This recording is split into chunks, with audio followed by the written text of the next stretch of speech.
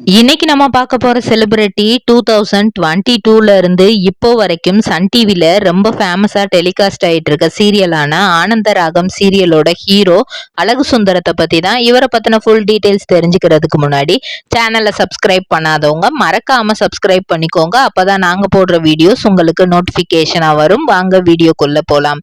இவரோட உண்மையான பெயர் அழகப்பன் கட்டதுரை. இவங்களோட பூர்வீகம் அப்படின்னு பார்த்தா காரைக்குடி. இவங்க 1988ஆம் ஆண்டு செப்டம்பர் மாதம் 28ஆம் தேதி பிறக்குறாங்க. அதுக்கப்புறம் அவங்க அப்பா அம்மா வந்து சென்னைக்கு வந்துடுறதுனால இவங்களும் ஃபுல் அண்ட் ஃபுல் சென்னையிலே இருந்துடுறாங்க. Vyasa Vidyalaya matric higher secondary ஸ்கூல்ல தான் வந்து இவங்கள தன்னோட பள்ளி படிப்பை எல்லாமே முடிக்கிறாங்க. அவங்க பள்ளி படிப்பை முடிச்சதுக்கு அப்புறம் கல்லூரி வந்து ஒரு ஆர்ட்ஸ் அண்ட் சயின்ஸ் காலேஜ்ல பண்றாங்க. அந்த டைம்ல 2007ல இவங்களுக்கு கனா காணும் காலங்கள் சீரியல்ல நடிக்கிறதுக்கான வாய்ப்பு கிடைக்குது. அந்த டைம்ல கனா காணும் காலங்கள் வந்து ரொம்ப ஃபேமஸ்னால இவருக்கும் வந்து அதுல ஒரு காமெடி ஆக்டரா இருந்தா கூட ரொம்ப சந்தோஷம்தான் அப்படின்னு சொல்லிட்டு ரொம்பவே ஆசையோட அந்த ஆடிஷனுக்கு போய் கலந்துக்கிறாரு. ஏன்னா அதுக்கு முன்னாடி நிறைய ஆடிஷன் போனாலுமே கூட அவருடைய ஃபேஸ் கட்டை பார்த்துட்டு கருப்பா இருக்க இல்ல ஹைட்டா இருக்க அந்த மாதிரி சொல்லி நிறைய ரிஜெக்ஷன்ஸ் எல்லாம் வந்து இருந்திருக்கு. இதுல போயிட்டு இந்த மாதிரி ஆடிஷன் எடுக்கும் போது நல்லா நடிச்சு கொடுத்துட்றாங்க. அப்படி நடிச்சதுக்கு அப்புறமும் கூட வந்து நாளைக்கே வந்து உங்களுக்கு சீரியல் எடுக்க ஆரம்பிச்சிருவாங்கப்பா, இன்னும் 1 மந்த்ல வந்து நீங்க அந்த ஸ்பாட்டுக்கெல்லாம் போக வேண்டியது இருக்கும் அப்படியெல்லாம் வந்து சொல்லி அனுப்பிடுறாங்க. இவரும் ரொம்ப சந்தோஷத்தோட வந்துடுறாரு. கடைசியில வந்து அந்த சீரியல் அப்படியே டிராப் ஆகுது. அதை எடுக்கவே இல்லை, அதுக்கான எந்த ட்ரையும் பண்ணல. இப்படியே போயிட்டு இருக்கும் போது இவ்வளவுதானா லைஃப், இதுக்கப்புறம் என்ன பண்ண போறோம் அப்படின்னு யோசிக்கும் போது அதே டைரக்டர் ஜெரால்டு வந்து அந்த ஃபுல் டீமை அப்படியே வச்சுட்டு 2009ல கள்ளிக்காட்டு பள்ளிக்கூடம் அப்படிங்கிற ஒரு சீரியல் எடுக்கிறாரு. அக்டோபர் 2009ல வந்து அது டெலிகாஸ்ட் ஆகுது. அப்படி டெலிகாஸ்ட் ஆகும்போது இவருடைய முகம் வந்து பலருக்கும் பரிச்சயம் ஆகுது. அதுக்கப்புறம் விஜய் டிவிலே நிறைய சீரியல், ஆபீஸ், ரெட்டைவால் குருவி, தலையணை பூக்கள், மாப்பிள்ளை இப்படிங்கிற நிறைய சீரியல்ல அடுத்தடுத்து நடிக்கிறாரு. ஆனா பெருசா வந்து எந்தவித அங்கீகாரமும் கிடைக்கல. மக்கள் மனதுல வந்து இவர் ஒரு காமெடி ஆக்டர், சீரியலுக்கு காமெடி ஆக்டர், இவரை போட்டா கொஞ்சம் நல்லா இருக்கும் அப்படிங்கிற மாதிரியான இது வந்து வருது. 2012ல வெயிலோடு விளையாடு அப்படிங்கிற படத்துல நடிக்கிறாரு. அதுக்கப்புறம் நண்பர்கள் கவனத்திற்கு அப்படிங்கிற படம் நடிக்கிறாரு. அது நடிச்சு முடிச்சோடனே ஜீ தமிழ்ல இருந்து ஒரு ஊர்ல ஒரு ராஜகுமாரி அப்படிங்கிற சீரியல்ல ஒரு கேரக்டர் ரோல் கிடைக்குது, அதையும் பண்றாரு. கலர்ஸ் தமிழ்ல வந்து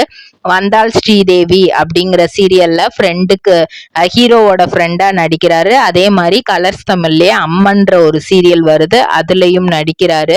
எல்லாத்துலயுமே இவர் படத்துலலாம் இவருக்கு வந்து வாய்ப்பு வருது, நடிக்கிறதுக்கும் கூப்பிடுறாங்க. ஆடிஷன் போகும்போதே வந்து இவரை ரொம்ப உதாசீனப்படுத்தி பேசிடுறாங்க. நீ வந்து கருப்பா இருக்க, உன்னோட கலருக்குலாம் நீ எப்படி நடிக்கணும்னு ஃபர்ஸ்ட் நினைச்ச அப்படிங்கிற மாதிரி சொல்லிடுறாங்க.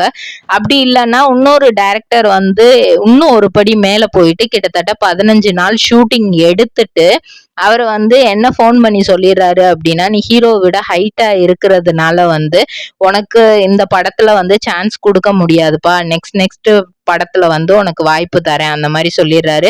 கிட்டத்தட்ட அந்த வடபழனி ரோடு ஃபுல்லாவே வந்து இவர் ட்ரை பண்ணியிருக்காரா, நிறைய டைரக்டர்ஸை மீட் பண்ணி இது பண்ணியிருக்காரு. எல்லாருமே ஆடிஷன், ஒரு சில டைரக்டர்லாம் ஃபேஸை வந்து ஒரு நிமிஷம் பார்த்துட்டே வேண்டவே வேண்டாம் அப்படிங்கிற மாதிரி வந்து சொல்லியிருக்கிறாங்களாம். அப்போ ரொம்பவே கஷ்டமா இருக்குமா. இந்த பழமொழி தான் வந்து எனக்கு ஞாபகம் வரும், don't judge a book by its cover. அந்த பழமொழி எனக்கு அடிக்கடி மனசுல வந்துட்டு போகும்.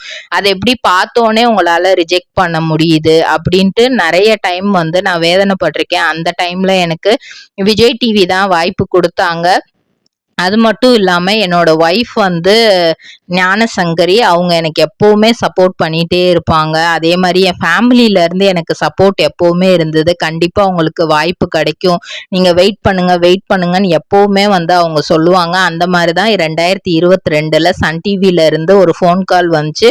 ஃபர்ஸ்ட் அதை வந்து ஒரு பிராங்க் கால் அப்படின்னு தான் நினைச்சேன். ஆனா நானே ஹீரோவா நடிக்கணும் அப்படின்னு அந்த டைரக்டர் சொல்லும் போது என்னால அதுக்கு ஆச்சரியப்பட மட்டும்தான் முடிஞ்சது. அதுக்கப்புறமா அவங்க வந்து கதையை பத்தி சொல்லும் போது இந்த கதைக்கான நாயகனா தான் நான் இருக்கேன் அப்படிங்கிறத நான் புரிஞ்சுக்கிட்டேன். எனக்கு கிடைச்ச வாய்ப்பை பயன்படுத்திக்கணும்ட்டு தான் இந்த நாடகத்துல நடிக்க ஆரம்பிச்சேன். சன் டிவி எனக்கு வந்து ஜனரஞ்சக நாயகன் அப்படிங்கிற விருதும் கொடுத்து அலங்கரிச்சாங்க 2023ல. அதுக்கப்புறம் இப்போ குணச்சித்திர நடிகர் அவார்டும் சன் குடும்ப விருதுகள்ல எனக்கு கிடைச்சது. ஒரு ஹீரோவா இப்போ நிறைய கிராமங்கள்ல எங்க சொந்த ஊர்லயே நான் போனேன்னா, நான் பல கல்யாணங்களுக்கு போகும்போது அங்க உள்ள பாட்டிமார அவங்க எல்லாருமே என்னை நீ அழகு சுந்தரம் தானா, ஏன்னா என்னோட பேருக்கும் அந்த கேரக்டர் பேருக்கும் கரெக்டா செட் ஆயிருச்சு. என்னை இங்க இப்போ யார் பார்த்தாலுமே அந்த அழகப்பன்ற பேரை தாண்டி